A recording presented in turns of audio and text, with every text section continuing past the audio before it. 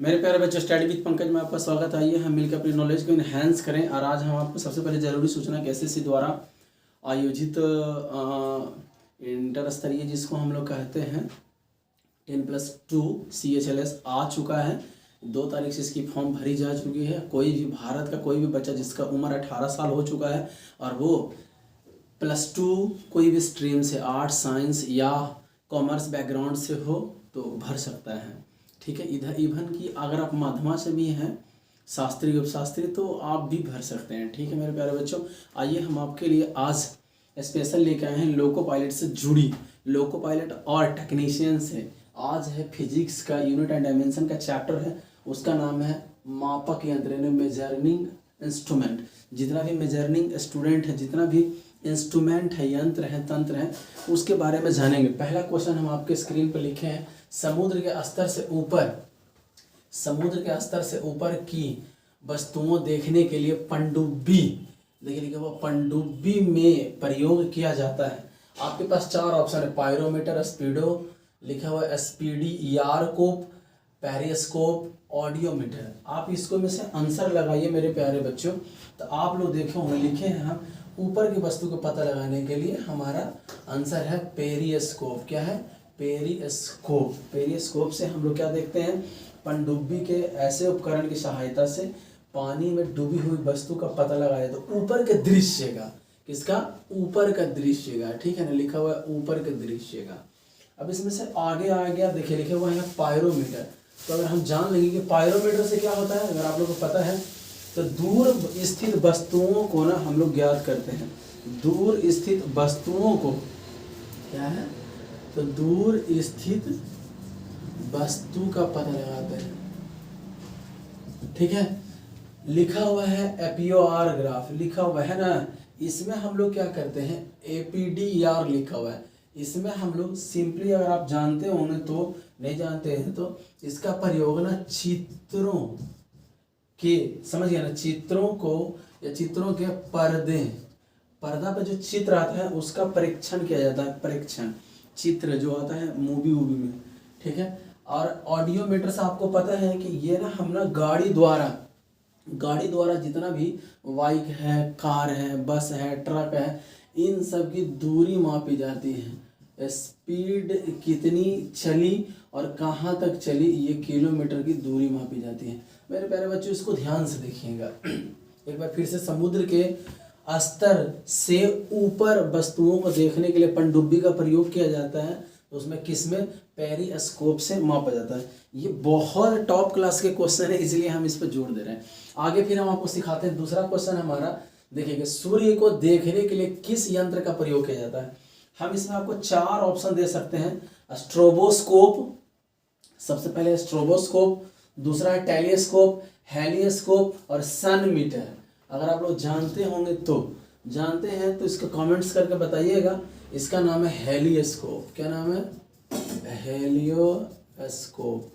समझिए ना, हेलियोस्कोप से हम लोग देखते हैं, सूर्य को देखने के लिए यंत्र का प्रयोग किया जाता है। ठीक है, टेलीस्कोप हम नाम लिए हैं, तो टेलीस्कोप से दूर की वस्तुओं को, टेलीस्कोप से दूर की वस्तु यानी आकाश में जो स्थित है, आकाश में स्थित दूर की वस्तु को पता लगाया जाता है। ठीक है ना, आप लोग सब जानते हैं। फिर हम आपको बोले होंगे ऑडियोमीटर। ऑडियोमीटर से ध्वनि की तीव्रता मापी जाती है, यानी डेसिबल उसका मात्रक है, और ऑडियोमीटर से ध्वनि की मापा जाता है। अगला क्वेश्चन आपके सामने है, देख लीजिए। यहाँ पे 3rd नंबर क्वेश्चन है, सर्किट में बिजली का प्रवाह का पता लगाने हेतु निम्न में से किस उपकरण का प्रयोग है? बिजली में सर्किट में जो बिजली होता है उसको गैल्वेनोमीटर, एनीमोमीटर, बैरोमीटर, लैक्टोमीटर। आप लोग सब लोग जानते हैं। इसमें से ऑप्शन को आप छांट भी सकते हैं, काट भी सकते हैं, आपकी इच्छा है। बताइए मुझे अगर कोई जानते हैं तो। इसमें ना गैल्वेनोमीटर जो लिखा हुआ है, गैल्वेनोमीटर से हम लोग ये वस्तु यानी कि जो लिखा हुआ है बिजली के प्रवाह का पता लगाते हैं। बिजली जा रही है कि नहीं जा रही है उसका पता हम लोग गैल्वेनोमीटर से लगाते हैं। इसको धारा मापी भी बोलते हैं। क्या बोलते हैं? बिजली की प्रवाह है ना, इसी को हम लोग धारा मापी भी बोलते हैं मेरे प्यारे बच्चों। ठीक है, आप देख रहे हैं स्टडी विद पंकज। आपको हम लोको पायलट में सिलेक्शन के लिए रास्ते बता देंगे, टेक्नीशियन में सिलेक्शन कैसे लिया जा सकता है, कम नंबरों में कम तैयारी में कैसे किया जाता है। एक क्वेश्चन लीजिए, कोई भी किताब लीजिए, उस किताब को अच्छा से एक एक बारीकी से सारा क्वेश्चन को पढ़िए और एक नोटबुक बना दीजिए, उसी में से टॉप क्लास के क्वेश्चन जो ज़्यादा पूछा गया है, ठीक है, एक बार बनाएंगे जो ज़्यादा पूछा गया, एक बार बनाएंगे उसी चैप्टर के जो कम से कम पूछा गया है, और उसके 4 ऑप्शंस हैं। इस ऑप्शंस की वजह से अब एनीमोमीटर, बैरोमीटर, लैक्टोमीटर। लैक्टोमीटर से दूध की शुद्धता मापी जाती है। क्या है? प्योर दूध का पता लगाया, शुद्धता किसकी? दूध की, ठीक है। अब लिखा हुआ यहाँ पे मेरे प्यारे बच्चों बैरोमीटर। अब बैरोमीटर से क्या नापा जाता है आपको कमेंट्स में लिखना है, ठीक है ना।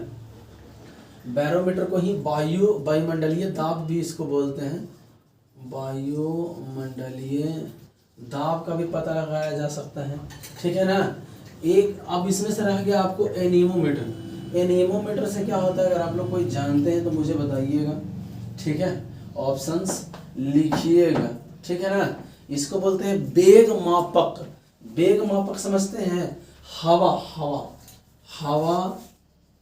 का दाब पता लगाया जाता है, ठीक है। अब इसी को लैक्टोमीटर को हिंदी में या इंग्लिश में इसको बोलते हैं दूध मापी यंत्र, समझ गए। इसी को दूध मापी भी कह सकते हैं। मेरे प्यारे बच्चों ध्यान से देखिएगा कि बिजली के प्रवाह का पता लगाने के लिए हम लोगों ने गैल्वेनोमीटर लगाया, इसी को हम लोग बोलते हैं धारा मापी भी बोलते हैं, करंट मेजरमेंट भी बोलते हैं। एनीमोमीटर से हम लोग हवा का दाब पता लगा लिए, बैरोमीटर से वायुमंडलीय दाब का, एटमॉस्फेयर प्रेशर का, लैक्टोमीटर से प्योर दूध का, यानी कि दूध कैसा है उसके बारे में, ठीक है। तो ये मत देखिए कि हम 3 क्वेश्चन से कितने जुड़े हुए चीज़ हम आपको पढ़ाएं, वो आपको देखने की सख्त ज़रूरत है। आगे बढ़ते हैं। आगे बढ़ने से पहले हम आपसे कुछ बात करेंगे, कुछ क्वेश्चंस के आपके बारे में रटाएंगे। आप उस रटाए हुए क्वेश्चंस को आप लोग देखिएगा। हम आपके सामने कुछ बताने जा रहे हैं, आप लोग समझिएगा। लिखा हुआ है यहाँ पे कि पोटेंटोमीटर यानी कि विभव मापी यंत्र को किससे नापा जाता है? विभव मापी यंत्र को। विभव मापी यंत्र क्या है तो वो जान लीजिएगा, उसको हम लोग बोलते हैं पोटेंटोमीटर, ठीक है ना। तो उससे हमको मापा जाता है, मापन उपकरण है ये एक प्रकार का, जिससे हम लोग ना क्या नापते हैं? विभव को मापते हैं, पोटेंशियल को मापते हैं। अगला है कि एमीटर का उपयोग क्या किया जाता है? एमीटर क्या है? एमीटर क्या, सुनिएगा कि कोई भी परिपथ को श्रेणी क्रम में संयोजी जाती है, कोई भी कम विद्युत खींचता है, इसके लिए इसको यूज किया जाता है। अगला है कि ऑडोमीटर का उपयोग किस लिए किया जाता है? ऑडियोमीटर का उपयोग किस लिए किया जाता है? ऑडियोमीटर का उपयोग मेरे भाई आप लोग सब लोग जानते होंगे, दूरी के लिए। ऑडियोमीटर का उपयोग दूरी के लिए किया जाता है। हम आपको कुछ क्वेश्चंस बोल के बताते रहे इसके अकॉर्डिंग, ठीक है ना। ऑडियोमीटर हम बोले, ऑडियोमीटर तो ये दूरी मापा जाता है, ठीक है ना, बाइक वीक वाला में इसी को बोलते हैं। अगला क्वेश्चन आपके सामने है, और हाइड्रोमीटर आप लोग जान गए, सबसे ज़्यादा पूछने वाला क्वेश्चन है हाइड्रोमीटर। दूध की द्रव्यों की अपेक्षिता उसको बोलते हैं। लैक्टोमीटर दूध की शुद्धता को मापी जाती है। बैरोमीटर वायुमंडलीय दाब बोला जाता है। और आपको पता ही है कि थर्मोमीटर से तापमान नापा जाता है। जैसे तापमान आ जाता है कि सेल्सियस में मानव का तापमान कितना है, ठीक है ना। तो मानव का, जानवर का, इन सब का ना आता है तरह तरह के लिए। तो आपको पता होना चाहिए कि फ़ारेनहाइट में 98.6 फ़ारेनहाइट होता है। अगर सेल्सियस में पूछ दिया जाए तो 37 डिग्री सेल्सियस, लेकिन 36.9 डिग्री सेल्सियस होता है। तो आपको ये सब चीज़ ना याद रखना है। र्यूमर में पूछेगा तो 29.6 र्यूमर होता है, समझ गए कि नहीं। अब इसको निकालने की विधियाँ भी होती है कि कैसे हम इसको निकालेंगे, ठीक है। तो चलिए, स्पीडोमीटर हो गया, ऑडियोमीटर हो गया, टेकोमीटर हो गया, इलेक्ट्रोमीटर हो गया। मल्टीमीटर का उपयोग किस लिए किया जाता है? मल्टीमीटर के बारे में आप लोग जानते ही होंगे। मल्टीमीटर से हम लोग ना यहाँ पे मल्टीमीटर से भाई साहब हम लोग ना इससे क्या मापते हैं? अगर आपको जानते हैं तो बताइए। इससे हम लोग ना करंट नापते हैं। क्या करते हैं? धारा नापते हैं, करंट, ठीक है ना। करंट को मापते हैं। और ओम मीटर में भी इसको मापा जाता है ना। टोकोमीटर का प्रयोग किस लिए किया जाता है?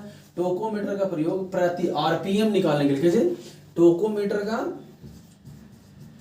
टोकोमीटर है आरपीएम, रोटेशन पर मिनट को मापा जाता है। तो ये सब टॉप क्लास के क्वेश्चंस हैं, आप लोग चाहें तो अचीवमेंट के साइंस को खरीद सकते हैं और इसमें पढ़ सकते हैं। तो उम्मीद करते हैं कि आज आपको इतना क्वेश्चंस आपको मिल गया होगा, और बिल्कुल आप पढ़िए, प्रतिदिन सेट लगाइए मेरे साथ। शाम 4 बजे आप लाइव क्विज भी कर सकते हैं, टाइम नहीं है, दूर है, जरूरी नहीं कि आप मेरी बात को याद रखें, किसी की भी बात को आप यूट्यूब पे पढ़ लीजिए, खुद पढ़ लीजिए, लेकिन प्रतिदिन 100 क्वेश्चन लिखिए और आपका होगा। जैसे आपको पढ़ना है कंप्यूटर पढ़ना है, साइंस पढ़ना है, मैथ पढ़ना है, रीजनिंग पढ़ना है, मेरे प्यारे बच्चों, प्रतिदिन आपको इससे गुजरना होगा। अगर नहीं गुजरते हैं तो समझ लिया आप कहीं ना कहीं बहुत पीछे हैं।